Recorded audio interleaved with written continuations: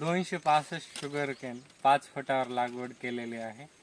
हे बघा, उंची या ऊसाची 20 फुटाची झालेली आहे. हे नळीचं माप आणि ऊसाचं सारखंच आहे. पडून ऊस वाढलेला आहे. तर तुम्हाला कांड्या मोजून दाखवतो. बघा पड 1 2 3 4 5 6 7 8 9 10 11 12 13 14 15 16 17 18 19 20 21 22 23 24 25 26 27 28 29 30 कांड्याचा ऊस झालेला आहे. गवत घेऊन